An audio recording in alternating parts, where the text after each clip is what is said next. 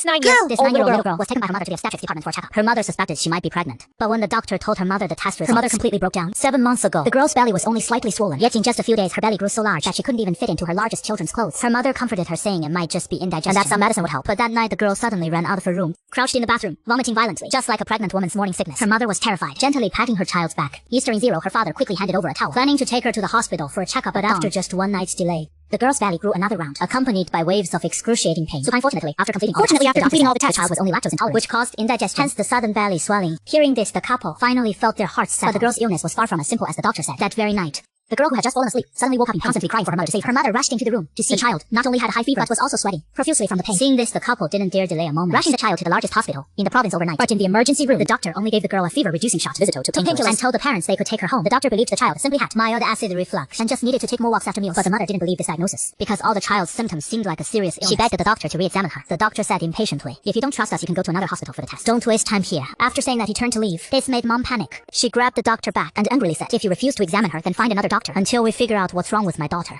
I won't leave this hospital." Seeing how determined Mom was, the doctor had no choice but to nod. Then he immediately called the head doctor over. After a series of x-rays and ultrasound tests, the head doctor told the couple, "I'm very sorry to tell you your child has 100% complete intestinal blockage. What is that? Part of her intestines is twisted. So, let me make this clear to you. FN if we don't operate to remove the blockage now.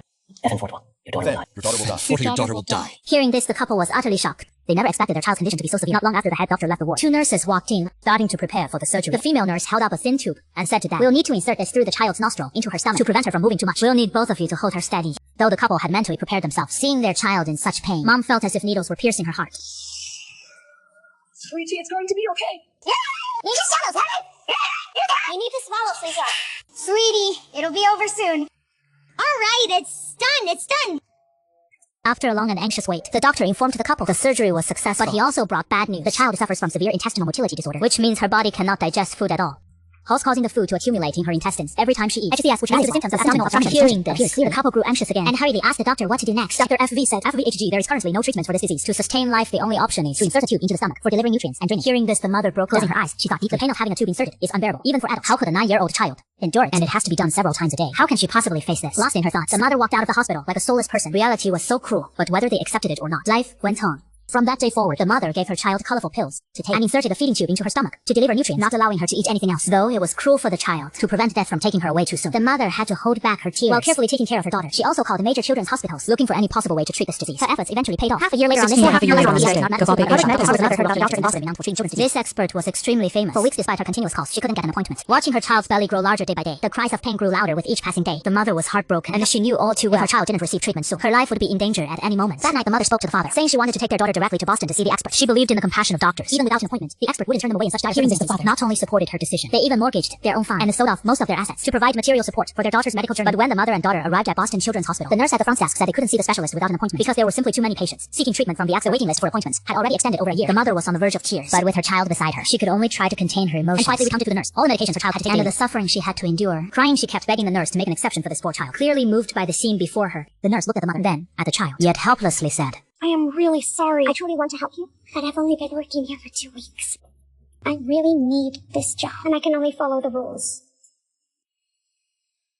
After hearing the nurse's words, the mother took a deep breath, swallowed her tears, and silently left the hospital holding the girl's hand. But just as they were about to head back home, the mother suddenly received a call from the hospital, asking her to bring the child in for an appointment at 7 o'clock the next morning. Though unsure why the hospital changed it for the later half of his life, no man. This news made the mother happier. The next morning, the mother finally got to meet the best pediatric specialist in Boston. This specialist was very humorous. He would tell jokes during the examination, telling jokes while examining, which helped the nervous girl relax. However, the test results shocked the expert. He told the mother the child's entire gastrointestinal tract is paralyzed. Currently, there is no cure for this condition. But he also brought some good news. This hospital has a special medication that can help the girl digest food, allowing her to escape the pain of being intubated and to live a normal life. Hearing this, Mom finally breathed a sigh of relief. But who would have thought the expert suddenly changed tone, saying this method only addresses the symptoms, not the root cause, and it comes with potential side effects like headaches, diarrhea, in severe cases, even arrhythmia. So the child must return to the hospital for a checkup every week. After hearing this, Mom fell silent. It is over 3,000 kilometers from home to Boston, not to mention the exorbitant treatment cost. Just the weekly round-trip plane tickets alone are a huge expense. But for her daughter, she could only grit her teeth and follow the expert's advice. Soon, Mom began taking her daughter back and forth to Boston for checkups. After a period of treatment, although the girl's belly was still swollen, at least she was free from the pain of tube feeding, allowing this poor child to smile again. But as the treatment progressed, the side effects became increasingly intense. Every night, the girl was tormented by various pains, making it hard to fall asleep. She no longer wanted to live. Crying, she told her mom, I want to go to heaven. There won't be any pain there. Sweetheart, if you go to heaven, you won't be able to stay with Mom and Dad anymore, and You can pull in my rabbit. I'm sorry, Mom. But one more piece. I just wanted to stop. Hearing these words, Mom felt like her heart was being stabbed with a knife. But aside from crying and comforting her, there was nothing else she could do. From that point on, the girl began refusing food, stopped talking, stopped bathing, and stopped cooperating with the treatment, only wanting to die. Just as Mom didn't know what to do, Dad called. After learning about his daughter's condition, he reluctantly made a decision. That is taking the child home, Jingmei. Let her spend the remaining days with the family. But never in her wildest dreams did that. On the very first day, the girl returned home. She would fall into a tree hollow that was 3 stories high, lying unconscious on the ground. Upon hearing this, the father, Gideon, quickly called the fire department. 15 minutes later, the fire brigade arrived at the scene. They immediately began the rescue operation. However, the difficulty of the rescue exceeded everyone's expectations because this 100-year-old tree was hollow. It couldn't be cut down directly. Otherwise, it would cause further harm to the girl. They could only send one person into the tree hollow to retrieve her. 45-215. But after more than 3 hours, the girl still hadn't been rescued. At this point, the mother was on the verge of collapse, hugging the tree and crying while pleading for God to protect her daughter. This scene moved everyone present. Everyone spontaneously walked towards the tree, then knelt behind the mother, sincerely praying for the girl. Perhaps God really heard their prayers, because after being trapped for over 5 hours, the girl was finally rescued, seeing their daughter covered in injuries. The couple's hearts sank like stones. They feared pulling up a lifeless body. That's when, however, just as they were losing hope, a miracle happened. Battalion, she's still breathing. She's still breathing. Thank God. The girl was then carried onto a helicopter and rushed to the hospital for emergency treatment. But strangely, after examining the doctor asked the girl head first from over 10 meters. Not only were her bones intact, but there wasn't even a bruise on her body. What shocked everyone even more was after the girl was discharged from the hospital, her belly stopped complaining of pain. She even happily told her mom, "I want to eat a big juicy chicken leg." Just look at that adorable smile on her face. Her mom was absolutely thrilled.